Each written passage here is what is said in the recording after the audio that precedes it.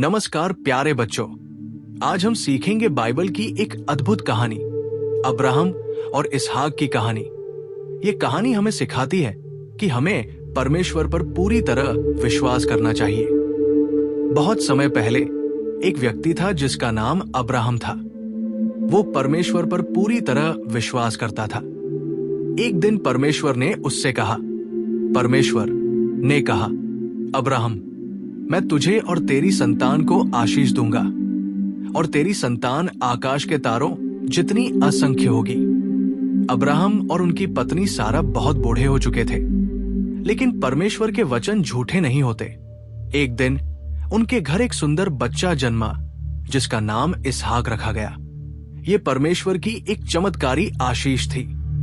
समय बीतता गया और इसहाक बड़ा होने लगा, लेकिन फिर परमेश्वर ने अब्राहम की आस्था की परीक्षा लेने का निश्चय किया। परमेश्वर ने कहा, अब्राहम, अपने इकलौते पुत्र इसहाक को ले जाकर मुझे बलिदान के रूप में अर्पित कर। अब्राहम के लिए यह बहुत कठिन परीक्षा थी, लेकिन उसने परमेश्वर पर पूरा भरोसा रखा। वो इसहाक को लेकर पहाड़ की ओर चल पड़ा। इसहाक ने कहा, पिता, हम बलिदान देने जा रहे हैं, लेकिन भेड़ कहाँ है? अब्राहम ने कहा, बेटा, परमेश्वर स्वयं बलिदान के लिए भेड़ देगा। अब्राहम ने वेदी बनाई और इसहाक को उस पर रख दिया। उसने पूरी तरह से परमेश्वर की आज्ञा का पालन करने का निश्चय कर लिया। स्वर्गदूत ने कहा, अब्राहम, अब्राहम, अपने पुत्र को नुकसान मत पहुंचा, क्योंकि अब मैं जानता हूं कि तू परमेश्वर से सच्चा प्रेम करता है।